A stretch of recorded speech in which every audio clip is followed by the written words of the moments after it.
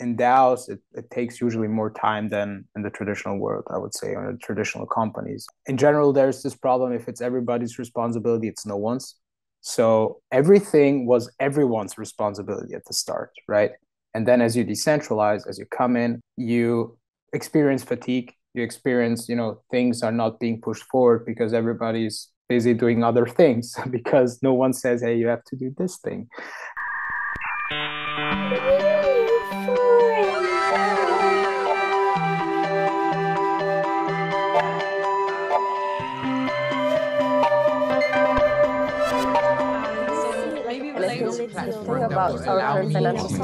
Hi, everyone. It's Jordan from the NEWFORUM team. NEWFORUM is a community podcast that invites purpose-driven leaders, visionaries, and creators to spark accessible conversations on the topics of crypto, the metaverse, NFTs, and everything Web3. Today, we have as a guest Senad Dilji, core contributor at Bankless DAO, as well as project manager at Bankless Research. We will discuss about his journey in Web3, the vision of Bankless, as well as what is Bankless DAO and how it can benefit from Bankless Research. So welcome, Senad, and let's start if you're ready. Hey, GM Jordan, thanks for having me. So I guess the first question, Senad, is how did you get into Web3 and what led you to Bankless DAO? Yeah, it seems like a long story for me personally, but it actually started 1.5 years ago. So what got me into Web3 was being curious and doing lots of research on cryptocurrency and NFT. It spiked sort of my interest last year during the bull run of Bitcoin and where it reaches its first all-time high in 2021, which was in April, May.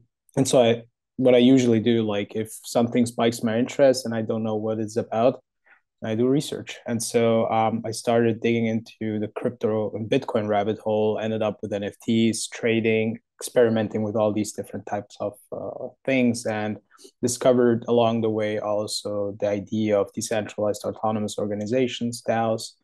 And did a bit research too as well. I was sometimes listening to the Bankless podcast during that time. One thing led to the other, and I ended up joining Bankless DAO in December last year.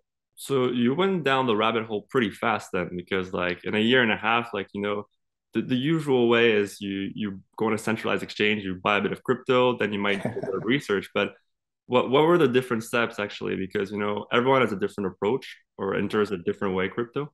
So can you just give like the steps of in terms of timeline how that went down?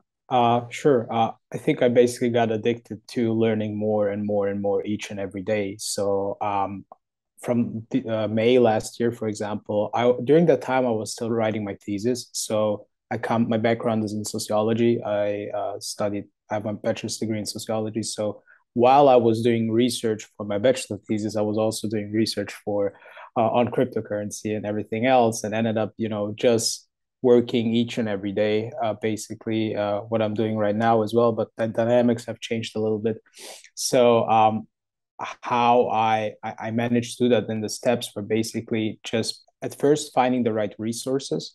So I would always recommend reading white papers or finding those trusted resources and research such as Messari or Cointelegraph, where you can get up to date with information. I don't really like crypto Twitter, honestly, because I think it's just mostly information that has already been chewn on extensively, and you basically get very biased data. And so just doing research day to day, gaining more experience, learning. Experience part is also very important. I made a lot of mistakes along the way, also with trading. I think just taking Web3 and crypto as a whole, having like sort of a holistic view, but then picking it apart and trying everything in this, and sort of what makes it being a body. And I think this is the way to go. And so all this eventually led you to Bankless DAO. So can you detail a little bit like what is Bankless DAO, like what is the vision and what are the goals? So Bankless DAO or Bankless in general, is really a movement that seeks to liberate individuals from states and from banks. So we believe in self-sovereignty and financial security in some sort of way that you should own what, in ownership, basically, and in censorship resistance.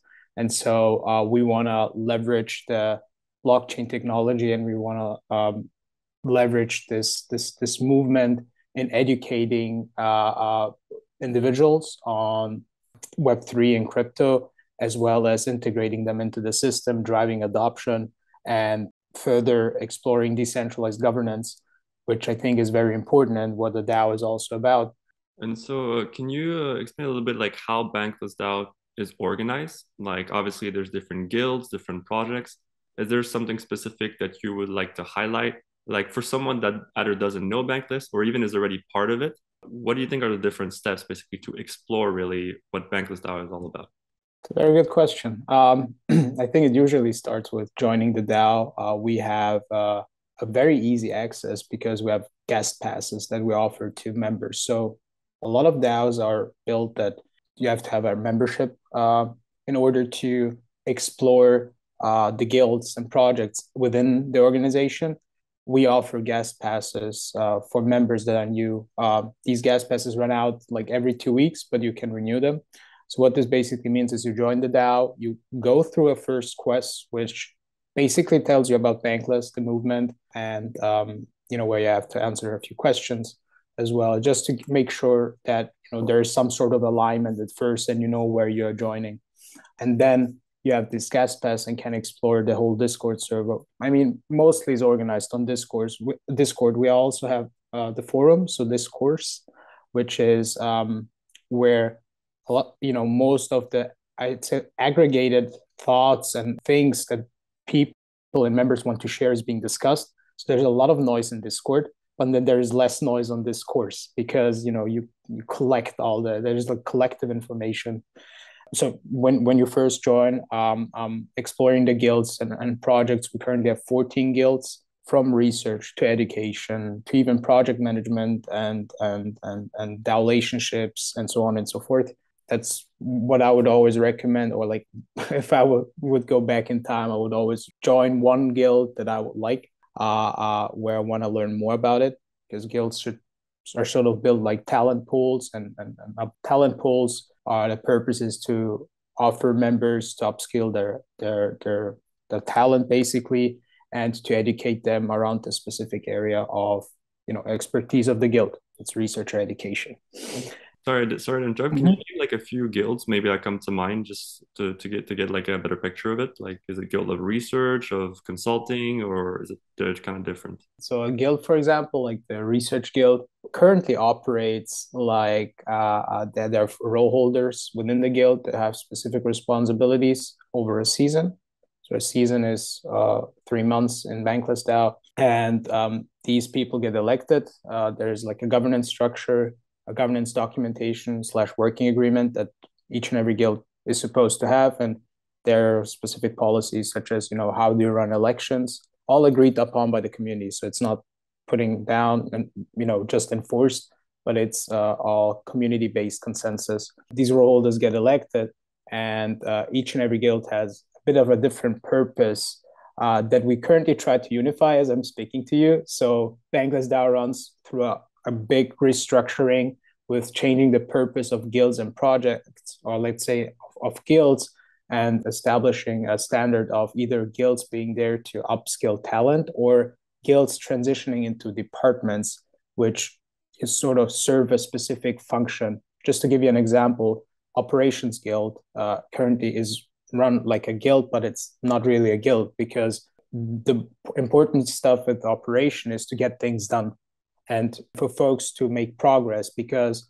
it's similar to a body. If you take out the heart of a human being, this human being dies, and it doesn't matter if the arms are functioning or the legs. Without the heart, it can't function. And so there are specific key components and parts within Bankless DAO that have to work, and those are most likely going to be departments, and the others are guilds. And so with research, it's not we will survive without research as well, but it's cool to have research and have this sort of talent pool. And so they are most likely going to stick to being a guild, and they will make the transition from Currently, they have interest groups. So if you're interested in researching a topic such as stablecoins or DeFi, you go to the research guild, you search, for example, for a second member, then you build an interest group and you dive into this topic. And then as you explore the topic more and more, as you build on top of that, you may find, oh, there's something else you want to research in this area. And so the research guild has the incentives to also make the members do that. We have coordinate rounds. We have bounties you can claim for specific things you do. And that's sort of how I also got started with the research guild. Yeah. So would you say you have the recipe to kind of get things done? Because, when we think of DAOs in general, there's really a kind of a debate of how do you execute proposals? How do you really get things done? So how do you view the community of Bankless DAO in general? Like, do you think guilds are able to get things done, or is it only specific guilds that are maybe more efficient? Because it's very hard to, as a community that has like different goals, right, to interact in general. I think you mentioned something important, the goals. So what is a specific goal of a guild or purpose? For some areas in the DAO, it's really just, being there, vibing with the community. And this is also what stands out in Bankless DAO. Like, it's a great place to hang out, basically, and to get to know each other and to exchange ideas. So what we want to offer and what guilds in general are supposed to offer, as well as public goods, are great areas to just be around and not have constant focus on and constant, let's say, pressure on delivering on something. You should be also able to learn, which we also face a lot in the DAO. Like, we have this constant influx of members that are, they heard of crypto, they know how it works, but they're very new to Web3. So they really want to learn what this is about, and want to upskill their talent and then join projects to add value. But it's not like we have those Web3 experts that are constantly coming in and they push things forward, they get things done. I would rather say it's currently similar to the how it's stated in the Pareto principle, that you have 80%, 80-20. So currently 20% take most of the load, let's say the 80% of the things that are getting done in the DAO, although there's a lot being learned in the DAO, but this is not captured in specific ways. So there are perks for every single individual and every single group. So yeah. So what would you say are kind of the main obstacles that you're facing? You touched a little bit on it. Obviously, one of the main goals of Bankless in general is like human coordination, right? So is that an obstacle, or through education you're able to kind of like go around it? Because obviously the whole point of a DAO also is coordinating goals and also coordinating in general the community, right? So what are the hurdles that Bankless DAO are facing? I think the hurdles Bankless DAO is facing is something literally every DAO is facing. As you mentioned, coordination, setting expectation, being efficient sometimes, as well as there are a lot of things. Honestly, it's as much as I love everything that we have, there are like lots of flaws and lots of things being currently worked on. So things take time usually. So this is also what I was not really used to, is in order for things to get done in DAOs, it takes usually more time than in the traditional world, I would say, or the traditional companies. I mean, Bankless DAO operates also a bit different than a traditional company. It's not really a company, also not a Web3 company. It's, I think, much more. In general, there's this problem: if it's everybody's responsibility, it's no one's. So everything was everyone's responsibility at the start, right? And then as you decentralize, as you come in, you experience fatigue. You experience, things are not being pushed forward because everybody's busy doing other things, because no one says, hey, you have to do this thing. And so I think setting those expectations, building the structure is currently what we're trying to do. Of course, based on consensus, if the community really wants it, but someone has to come up with these ideas and with these recommendations.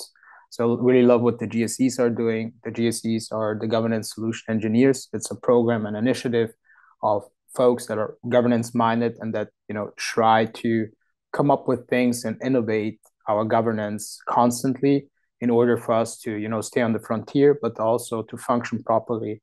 And I think this is a crucial part of the whole DAO, and so we try to establish them also as a sort of permanent body on one side, and on the other side, also a big struggle is working decentralized. So we were talking about it before this interview started. How my day goes, or how my day has started, is like sometimes just being overwhelmed with the amount of information that are basically in your inbox and the amount of requests. Often it's okay because it's not a lot, because often it's redirecting or tasks that can get done pretty easily. But for me specifically, where I struggle as an individual is when tasks or requests come in and I know they will take time until it gets done, because there are people I have to wait on to get their information, and they are probably asleep because they're either in Australia or they're on the west coast of the US. And so everything has this delay because I receive a response later today, and if I'm not available, then it delays further, and so you have it's like a vicious cycle sometimes. So yeah. So obviously you have a lot of responsibilities within Bankless DAO and Bankless Research. How many are you on the team, and can you also detail a little bit what you're working on with Bankless Research? Yeah, thank you. Yeah, Bankless Research is we are currently a team of, I would say, up to 10 members, something between 5 and 10. It's difficult to say because we had, unfortunately, 2 core members dropping because of their, I would say, day job responsibilities. So this also happens often. Yeah, some things happen unexpected, and so we have to readjust currently. But I would say 5 to 10 people currently working on Bankless Research on a mostly day-to-day basis. So what is the goal of Bankless Research? Obviously, it's related to Bankless DAO, it's part of it, but of all the guilds or things that you could have worked on, why do you specifically enjoy being in Bankless Research? Yeah, it's a good question. I think that the main goal and purpose of Bankless Research is, first of all, to create the highest quality content, research content over time. So we want to, really be able to offer individuals and organizations or whoever to consume our research and make decisions based of it on a matter like the DAO research content is part of doing your own research, basically. So I mentioned crypto Twitter. I mentioned, the problems that we currently have and with doing research, and that I also had when I was, doing research back then, is you have lots of information. You're easily getting overwhelmed, and the risk of getting wrong information or biased information is very high. And currently, looking at the current landscape of research institutes, I couldn't find a Web3 research institute. So we really want to be the first Web3 research institute or organization. I would say collective of, so not really an institute, but a sub-org of Bankless DAO that is focused on creating the research reports for the space. So similar to what Delphi Research is doing on Masari Research, they have their constant, output of research that is being consumed by the whole ecosystem on one side, but on the other side, they're also there to help projects and protocols in the space. So we have started a few months ago. We already worked with 2 partners, and we are building a bit along the way. So we are similar to Ethereum. We are building on the fly. And so what we are currently mapping out is our whole offerings that we have when we work with partners. So think of it like a sanity check and creating primary research for partners. And so how this is meant is, we are not a consulting service, so we don't tell you what to do, or we don't tell you, how to go about it. We want to check your current state, like being like a doctor, basically. Extrapolate data using scientific approaches, using qualitative and quantitative methods, doing interviews, sending out reports, building these theses, and then forming a specific strategy on what we would do, basically. I mean, in a sort of sense, like, what makes sense to be done based on the data. We found out that this has been heavily demanded by the space, because on one side I would actually, if you asked me, I would just prefer to put out the research content and that's it. But a lot of even leaders, founders in the space, from conversations that I have, they usually ask, please tell us what to do. And it's like, no, we don't want to tell you what to do, but if you need a strategy, if you need a roadmap, then we can draw it. Like, this is easy based off the data, and implementation, every project would be responsible for that. So it's like a two-folded approach, I would say. One is the secondary research, the content that we produce in-house and offer to the Web3 community. On the other side, helping protocols and projects within the space to become better, basically. So there's no specific topics when it comes to research, right? It can be protocols, anything, or is there like recently something that comes to mind where you're like, no, we really studied that specific topic? It would be DeFi, basically. We see the most crucial problems currently in DeFi. We talked about it a lot because we could basically cover every single area from, DAOs to NFTs and every area. But I think we should really focus on DeFi because this is something that is needed. So we want to produce really primary DeFi content. Right. And of course, when it comes to DeFi, I think that education is quite important, right? So you're telling kind of the members of the community to do their own research, but you're still helping them a lot, right, with that research by giving them like basically, but you have to. Otherwise, like looking at the current landscape, there are 700,000 new pieces of content coming out in the internet daily. I'm telling you, daily, and this is just going to increase. Like I'm trying to look at long term, because Bankless Research or general doing research is something people may not like, but it's something that we always do. If we don't know what we are doing research. That's basically it. And often these are patterns, behavioral patterns that are underlying, and we don't really, we have this specific approach, and it may be, just scrolling through Twitter and making your decision based off what you see on Twitter, but you're always consuming some type of content. And I think going forward, it will be even more important to have as much orgs and as much initiatives that can, help cutting through this noise, basically, and just aggregating the most important thing. And I'm talking about the secondary research part. So taking what's already out there.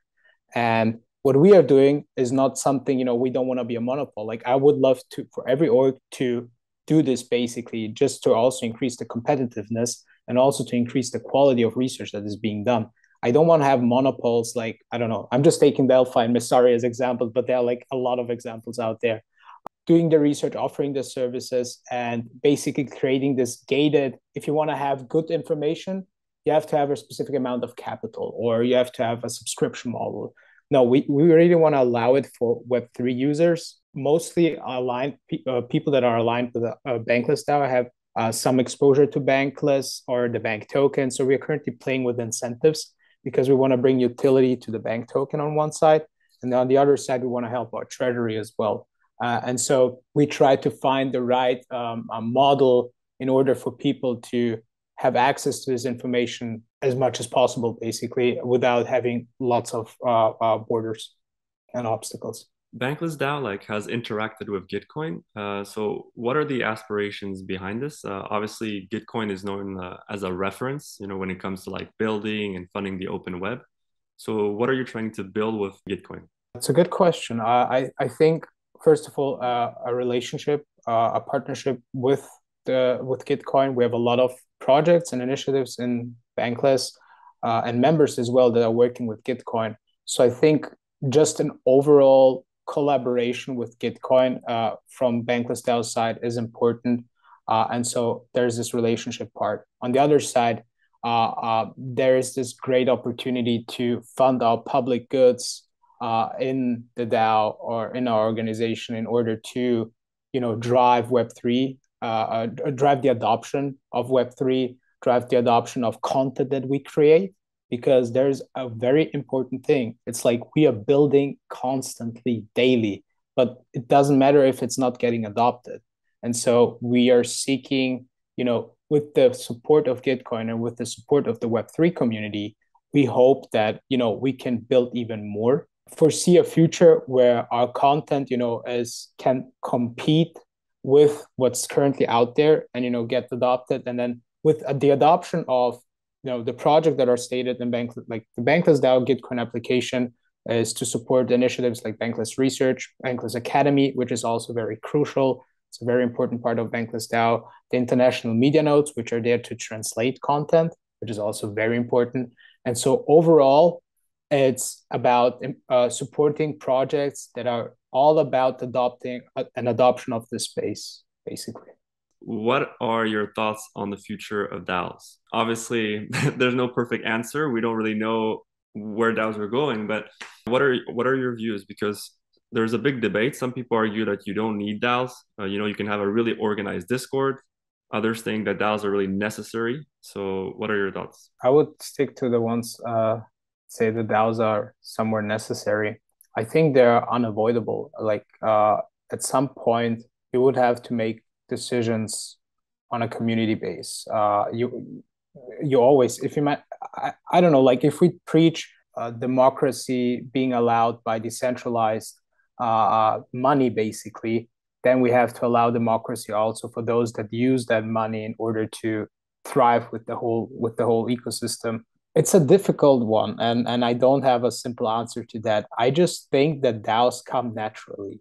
DAOs in general are something that we are used to. Like we used to organize in smaller communities always. Back in our history, it was with the start of the industrialization, and maybe a little bit back, that we start to build this big metropolis where everybody want to come in and be part and work and earn a living. And then we have these huge mega cities right now where millions of people live in there.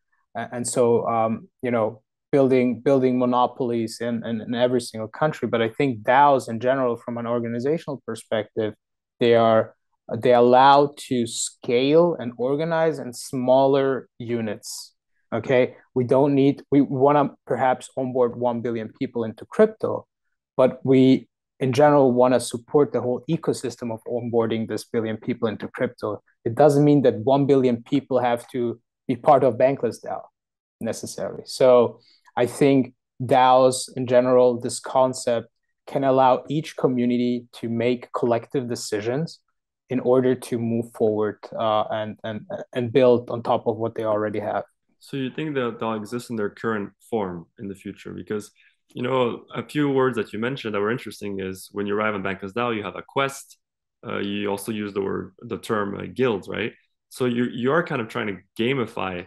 And there's like a big argument that can be made that to onboard a lot of people, you need to simplify terms. When you look at the whole crypto space in general, I'm not saying that the term DAOs, NFTs are complicated, but for someone that's not in Web3, it can be a bit overwhelming. So how important do you think it is to simplify and gamify for the future of DAOs or for DAOs to really work on a bigger scale?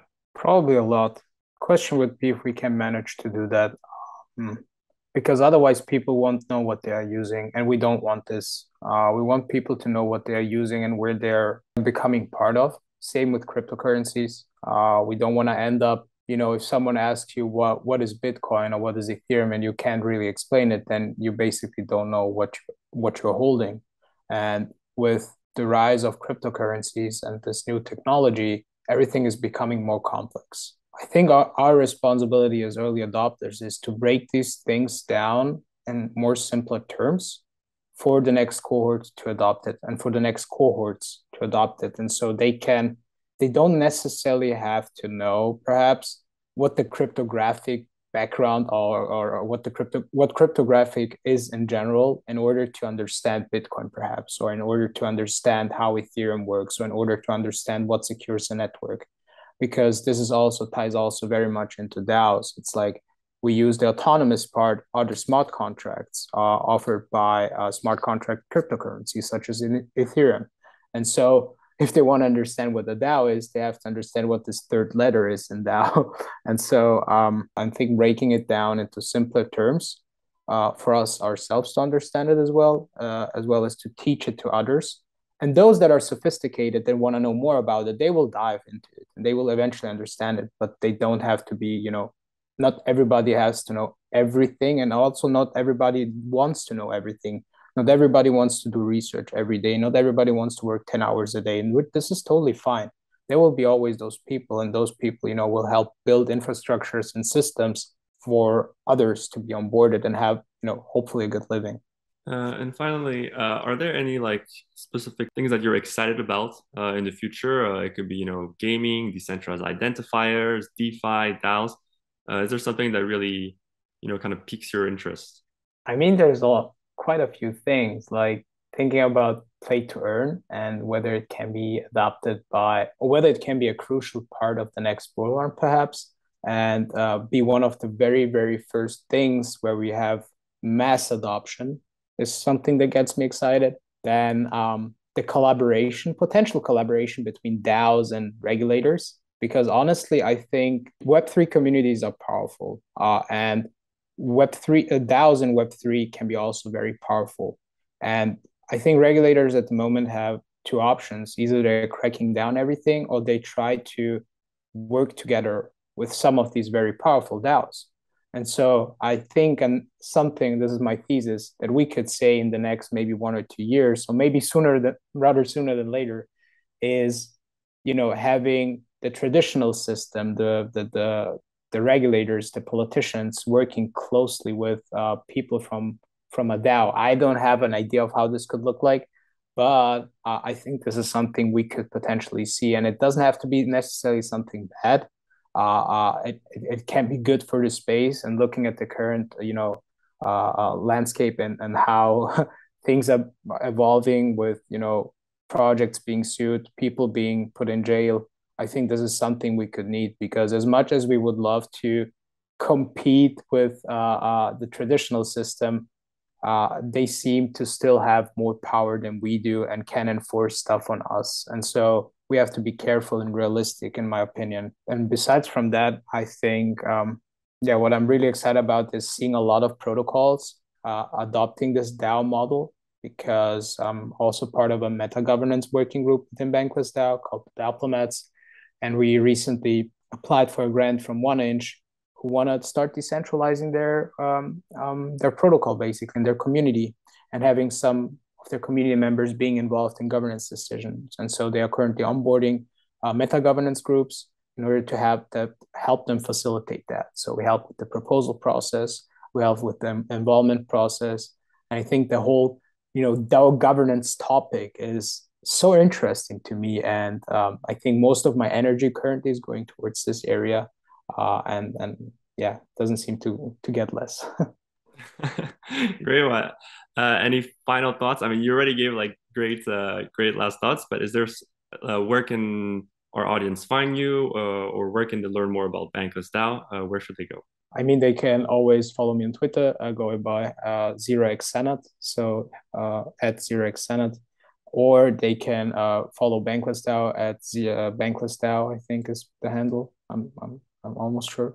Other than that, just I would recommend to explore the DAO ecosystem a little bit, because it will play a role, such as Bitcoin started playing a role in spiking lots of interest last year, and maybe even the years before.